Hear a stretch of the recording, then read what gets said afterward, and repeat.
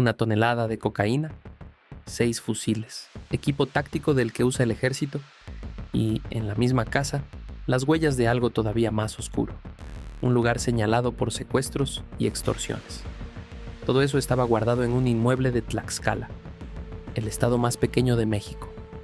Uno de esos que casi nunca aparecen cuando se habla de narcotráfico. Y esa es justo la primera pregunta incómoda de esta historia. ¿Qué hacía 1 tonelada de cocaína, 900 paquetes, en un estado que durante años se vendió como uno de los más tranquilos del país? Porque si esa droga estaba ahí, significa que Tlaxcala dejó de ser lo que muchos creían que era. Y significa que alguien la estaba usando como punto de paso, sin que casi nadie lo notara. Lo que vamos a reconstruir hoy es un operativo de 2 cabezas. Una casa en tierra, en Tlaxcala, y una persecución en alta mar, frente a las costas de Guerrero. 2 golpes casi simultáneos que, juntos, sumaron más de 3 toneladas de cocaína y 5 detenidos. Pero detrás de las cifras oficiales hay preguntas que el boletín no respondió, y que conviene mirar de frente. Si te interesa entender cómo funcionan de verdad estos operativos por dentro, suscríbete al canal. Esto es Expediente Operativo, y aquí separamos siempre lo confirmado de lo que sigue sin aclararse. No te vayas, porque hay un detalle sobre los 5 capturados que cambia la forma de leer todo el caso. Vamos por partes. Empecemos por la casa. La fecha del anuncio es el 22 de junio de 2026. El lugar, una comunidad llamada San Diego Xocoyucán, en el municipio de Ixtacuixtla de Mariano Matamoros en Tlaxcala. Nombres que probablemente nunca habías oído, y ahí está parte del punto. Según el comunicado oficial de la Secretaría de Seguridad y de la Marina, todo arrancó con trabajo de inteligencia. El Centro Nacional de Inteligencia, el órgano de espionaje del Estado mexicano, venía siguiendo varias líneas de investigación, y esas líneas apuntaban a un inmueble muy concreto. Pero fíjate en cómo lo describen las autoridades, porque aquí está el primer detalle que llama la atención. Ese inmueble no estaba vinculado solo a drogas. Estaba señalado por 3 delitos a la vez. Distribución de narcóticos, sí, pero también extorsión y privación ilegal de la libertad. Privación ilegal de la libertad es el término legal para el secuestro. Es decir, las autoridades creen que en esa misma casa o en su entorno se cosían 3 negocios criminales distintos: vender droga, cobrar piso y retener personas. Y hay un detalle que precipitó la entrada y que conviene contar porque le da textura al momento. Según las autoridades, mientras los agentes hacían labores de vigilancia en la zona, sorprendieron a un hombre armado ingresando al inmueble. Ese movimiento, un sujeto con arma entrando a un predio ya señalado, terminó de armar el cuadro. Con esos datos, los agentes llevaron el expediente ante una jueza de control, la figura que autoriza este tipo de entradas. La jueza dio la orden de cateo sobre un domicilio muy concreto, un predio en el camino ex Hacienda Xocoyucán, en la comunidad de San Diego Xocoyucán, dentro del municipio de Ixtacuixtla. Y elementos de la Marina, la Fiscalía General de la República y la Secretaría de Seguridad entraron. Lo que encontraron adentro es lo que convierte a esta casa en algo más que un punto de venta de barrio. 900 paquetes de cocaína. En total, cerca de 1 tonelada. 1000 kilos de droga apilados en un inmueble de un municipio que, repito, casi nadie tiene en el mapa del narco. Y junto a la droga, 6 armas largas, fusiles, más cartuchos y equipo táctico de uso exclusivo de las Fuerzas Armadas. Equipo táctico de uso exclusivo significa material militar, del que por ley solo pueden tener el ejército y las fuerzas de seguridad. Si lo tiene un civil, es porque se lo robaron al Estado o lo compraron en el mercado negro internacional de armas. Detente un segundo en la foto completa: 1 tonelada de cocaína, 6 fusiles, equipo militar y una casa que además funcionaba como punto de secuestro y extorsión. Un vendedor de barrio no maneja ese volumen ni ese arsenal. Lo que entró por esa puerta fue una célula con capacidad logística, armada y con varios negocios corriendo a la vez, en Tlaxcala. Y aquí viene la pregunta que quiero que sostengas porque vamos a volver a ella. ¿Por qué Tlaxcala? Si te está enganchando cómo encajan las piezas, suscríbete y sigue conmigo, porque la respuesta tiene que ver con la geografía, y es más simple y más inquietante de lo que parece. Mientras eso pasaba en tierra, a cientos de kilómetros en el mar, ocurría la segunda mitad del operativo. Frente a las costas de Guerrero, en aguas del Pacífico, la Marina mexicana tenía en la mira algo distinto. No una casa, sino una embarcación. Las operaciones marítimas contra el narco son un mundo aparte. Aquí no hay puertas que tumbar, ni vecinos que avisen. Hay kilómetros de océano abierto, lanchas rápidas que se mueven de noche sin luces, y una marina que tiene que interceptarlas antes de que toquen tierra o transfieran la carga a la otra embarcación. En esas maniobras en mar abierto, la Marina ubicó y neutralizó embarcaciones que transportaban más de 2 toneladas de cocaína, 2.100 kilos, moviéndose por el Pacífico rumbo a la costa. Y aquí sí hubo captura en flagrancia. 5 tripulantes detenidos en el momento, puestos de inmediato a disposición de la Fiscalía General de la República. Vale la pena detenerse en lo que significa una intercepción así, porque no es sencillo. Una lancha cargada de droga en alta mar no lleva matrícula visible, no responde a llamados por radio y muchas veces viaja de noche, sin luces, a toda velocidad. Para ubicarla, la Marina depende de inteligencia previa, de radares, de vigilancia aérea, a veces de información compartida con otros países. Y una vez localizada, hay que alcanzarla, ordenarle detenerse y abordarla. Todo antes de que la tripulación arroje la carga al mar o la transfiera a otra embarcación. Por eso cada intercepción marítima exitosa, con droga y con detenidos a bordo, vale más de lo que parece. Ahí nadie se tropieza con la droga por suerte. Ahí se caza un blanco que se mueve y que está diseñado para no ser visto. Junta las dos mitades. 1 tonelada en la casa de Tlaxcala, 2 toneladas en el mar de Guerrero. En conjunto, más de 3 toneladas de cocaína aseguradas. Según las autoridades, eso evitó que alrededor de 6 millones de dosis llegaran a las calles y representó un golpe económico superior a los 600 millones de pesos para el crimen organizado. Y déjame meter aquí una nota que le debo a quien me ve, porque este canal cuida los números. Vas a encontrar 2 cifras distintas circulando sobre este caso, y conviene entenderlas para no confundirte. Cuando se habla de 6 millones de dosis evitadas y de 600 millones de pesos de afectación, esa es la cuenta del conjunto. Tlaxcala más Guerrero, las 3 toneladas juntas. Pero solo el golpe de Tlaxcala, la tonelada de la casa, se estimó por separado en cerca de 1.800.000 dosis y unos 194 millones de pesos. No es que los números se contradigan, es que unos miden la parte y otros miden el total.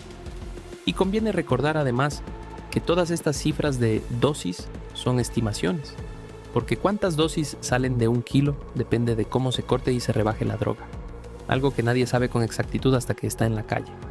Te lo aclaro para que cuando escuches una cifra redonda en cualquier nota de decomiso, sepas leerla.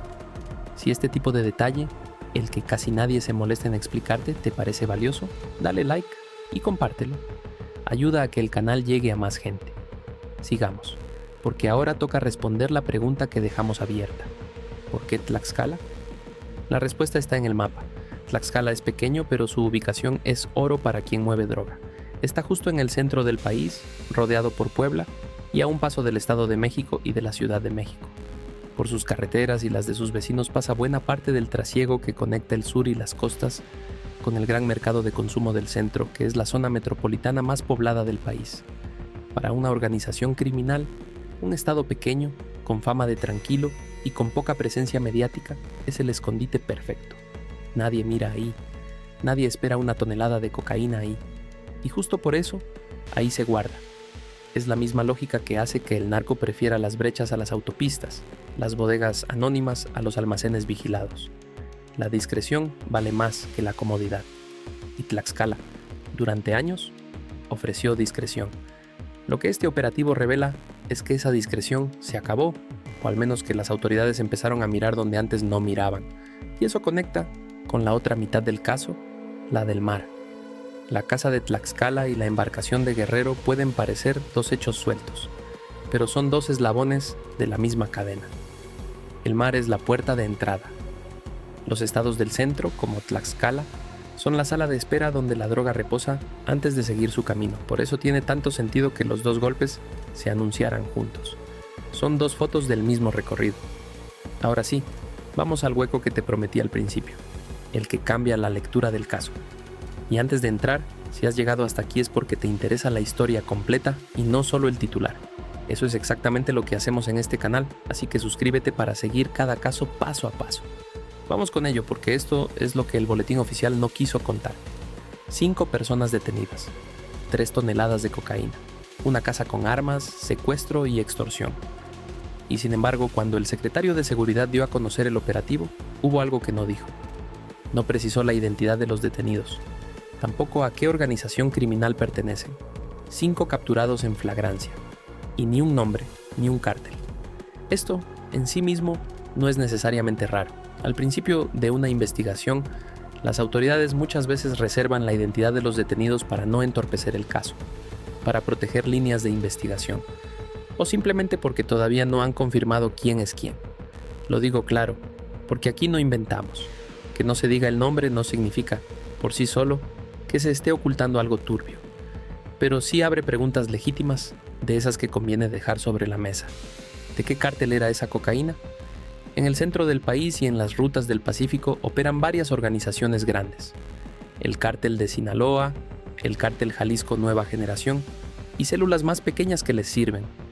Una tonelada de cocaína no es de cualquiera, es de alguien con peso. Saber de quién era esa droga diría mucho sobre quién controla hoy esas rutas. Y eso, por ahora, no se ha aclarado. Segunda pregunta. ¿La casa de Tlaxcala y la embarcación de Guerrero son del mismo grupo o de dos distintos? Las autoridades anunciaron los 2 golpes juntos, como un solo paquete, pero en ningún momento dijeron que estuvieran conectados operativamente. Pudieron ser 2 investigaciones separadas que coincidieron en el tiempo, o pudieron ser 2 eslabones de una misma red. La diferencia no es menor, porque una cosa es dar 2 golpes sueltos y otra muy distinta es desmantelar una ruta completa, de la playa a la bodega. Y tercera, la que más me intriga. Esa casa estaba ligada a secuestros. ¿Había víctimas? ¿Se liberó a alguien? ¿O eran retenidos que ya no estaban ahí cuando entró la Marina? El comunicado habla de privación ilegal de la libertad como una de las líneas que llevaron al inmueble, pero no dice si encontraron personas dentro. Es un silencio que pesa, porque detrás de la palabra secuestro puede haber gente real esperando aparecer en alguna parte de este expediente. Ninguna de estas preguntas es una acusación. Son los huecos que el relato oficial deja abiertos y que un canal serio tiene la obligación de señalar, sin rellenarlos con teorías inventadas. Lo que sí podemos decir, con los hechos en la mano, es que este operativo fue real, que el golpe fue grande y que la historia completa todavía no se ha contado. Pongamos el caso en su contexto, porque no es un hecho aislado, es una pieza más de una ofensiva mucho mayor. Con estas 3 toneladas, la Marina Mexicana acumula más de 73 toneladas de cocaína aseguradas en mares mexicanos durante la actual administración. 73 toneladas. Esa cifra dice 2 cosas a la vez, y conviene leerlas las 2. Por un lado, habla de una marina que está interceptando droga a un ritmo altísimo, de una capacidad operativa real en el mar. Por otro, habla del tamaño monstruoso del flujo. Si en un solo gobierno se incautan 73 toneladas, ¿cuántas no se incautan? ¿Cuántas sí llegan a su destino? Cada decomiso grande es al mismo tiempo una victoria y un recordatorio de la escala del problema. Y conviene recordar de dónde sale toda esa cocaína, porque ayudan a entender por qué el mar es tan importante. México no produce cocaína, ni un gramo. Toda la que circula viene de Sudamérica, de los países andinos, donde se cultiva la hoja de coca y se procesa la droga. De ahí sale en grandes cargamentos que cruzan el Pacífico, muchas veces en lanchas rápidas o en semisumergibles, esas embarcaciones de bajo perfil casi imposibles de detectar desde el aire. Tocan las costas mexicanas, principalmente en el sur y el occidente, y desde ahí la droga sube por tierra. México en esta cadena es el gran corredor, el puente entre donde se produce la cocaína y el mercado más grande del mundo, que está justo al norte. Por eso el control del mar y el control de las rutas terrestres son las 2 llaves del negocio. Y por eso, un golpe que toca las 2, el mar de Guerrero y la bodega de Tlaxcala, retrata el problema completo en una sola jornada. Entonces, ¿qué nos deja este caso cuando juntamos todas las piezas? Nos deja un mapa. La cocaína entra por el Pacífico, toca Guerrero y sube hacia el centro, donde estados pequeños y discretos como Tlaxcala sirven de bodega antes del último tramo. Nos deja la confirmación de que ya no hay estados tranquilos en el mapa del narco, solo estados donde todavía no habíamos mirado. Y nos deja sobre todo una incógnita. 5 detenidos sin nombre, una droga sin dueño confirmado y una casa con sombras de secuestro que aún no se han explicado. Quizá esa sea la lección más útil de todo esto. que un decomiso, por grande que sea, casi nunca cuenta la historia completa el día que se anuncia. La foto de los paquetes apilados es el final visible de algo que empezó mucho antes, en una playa, en una lancha, en una bodega de un pueblo que nadie miraba. Y lo que de verdad importa, quiénes son, para quién trabajaban, a dónde iba todo eso, se sabe después, si es que se llega a saber. Ahora quiero leerte a ti. ¿Tú crees que estos golpes a la droga que ya está en el país sirven para frenar al narco? ¿O que mientras la cocaína siga entrando por el mar a este ritmo, decomisar 1 tonelada aquí y 2 allá es apenas rascar la superficie? Déjamelo en los comentarios, que ahí se arman los mejores debates de este canal. Si este video te sirvió para entender cómo se mueve de verdad la droga por el país, compártelo con alguien que crea que esto solo pasa en la frontera. Suscríbete para no perderte el próximo expediente, porque cada semana reconstruimos un operativo nuevo, con el mismo rigor y sin gritos. Esto fue Expediente Operativo. Nos vemos en el próximo.